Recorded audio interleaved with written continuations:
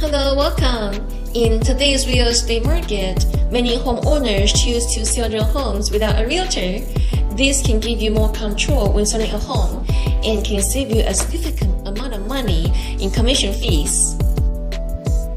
When I decided to sell my house, there were 4 other properties for sale in the community, along with over 10 more within 5-mile radius.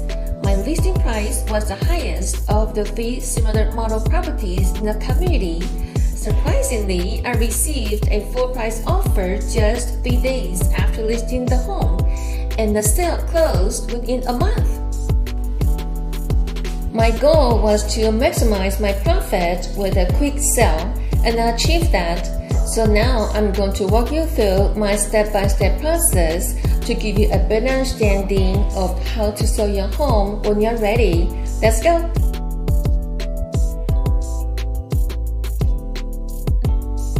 Let's start with research. If you are not in a hurry, take the time to research the value. It is called CMA, Comparative Market Analysis. It's essential to understand the current market trends to identify any potential advantages or disadvantages you may have. Look for similar properties that were sold in the last 6 months within a 10 miles radius. How much did they sell for? What was the price range? And why did some sell for more than others? Try to assess if the condition of your home is better, worse, or the same as the other homes.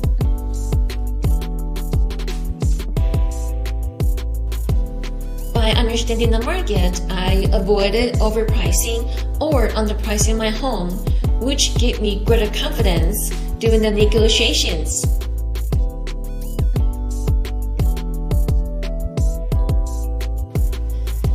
Next is curb appeal. A well-maintained exterior attracts potential buyers, sets a positive tone for their visits, and encourages them to step inside to explore more of your property. You don't need to spend lots of money for a makeover to create a gorgeous curb appeal. Simply cleaning up the yard and front of a house can also set a different tone to make your home inviting.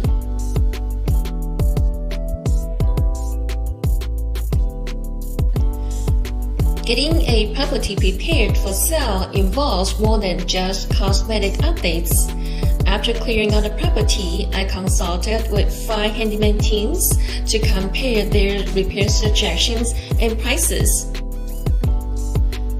Over the years of ownership, I had upgraded the floors and replaced the AC unit. So my focus was making sure the home was functionable. This meant fixing leaking faucets, replacing light bulbs, and repairing a damaged refrigerator. I didn't need to spend big money on more upgrades. As you prepare the home for viewings, you want to remove personal items. Also, make sure there's no damage to floors, walls, or ceiling, and then clean the home. Staging your home is not always necessary. Instead, just clear out some items that can make the space feel small or cramped. All of this allows potential buyers to assess your property condition easier. A clean and tidy space with neutral decor can significantly enhance the buyer's perceptions about your home.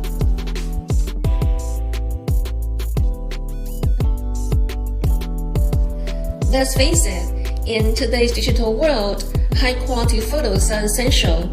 Professional images highlight a property's best features, can create an attractive, lasting impression which could lead to quick offers.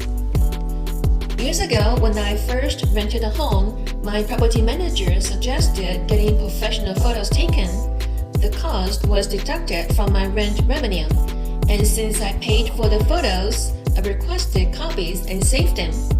Years later, when I decided to sell the property, I already had professional photos ready to go.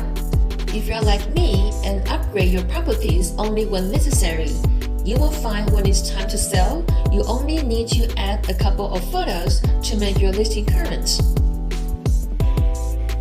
By keeping my original professional photos and only needing to add a few, I saved time and the cost of a full new photo shoot. Marketing is a crucial part in the process of selling a home. It is better to know your property inside and out, including details like property taxes and HOA dues, or the dimensions of all the rooms. Who knows the property better than the owner? I drafted an attractive description that highlight the location, price, upgrades, and community amenities.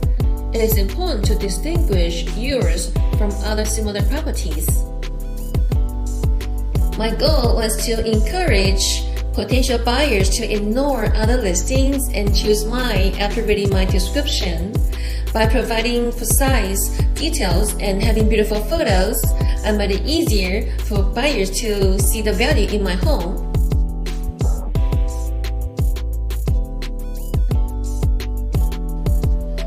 Now the property is ready to go on the market. First, I tried realtor.com and realized they don't offer free listing.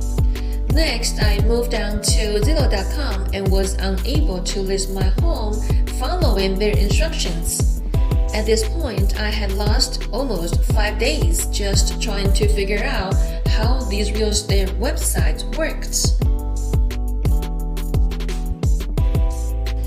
Trying to list my home on those different websites one at a time wasn't working. I needed to move on and find the most effective way to list my property. I found a la carte listing agencies. After reviewing the different packages, I chose one that worked best for me. I paid a listing fee to a real estate broker to post my property on MLS, realtor.com, Zillow.com, realtor.com, and several other online sites, which I hoped would help me reach as many buyers as possible. There are 2 extra tips I would like to share with you.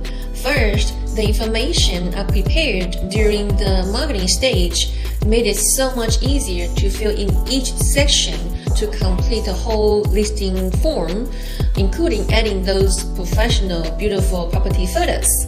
2, I put my contact number on top of property description to make it easier for buyer's agent to contact me directly.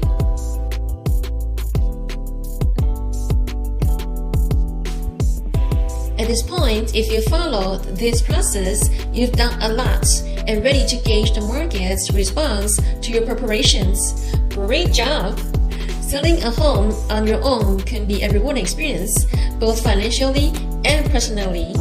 My next video will continue to go through the rest of the process with some personal tips to make it easier. See you soon!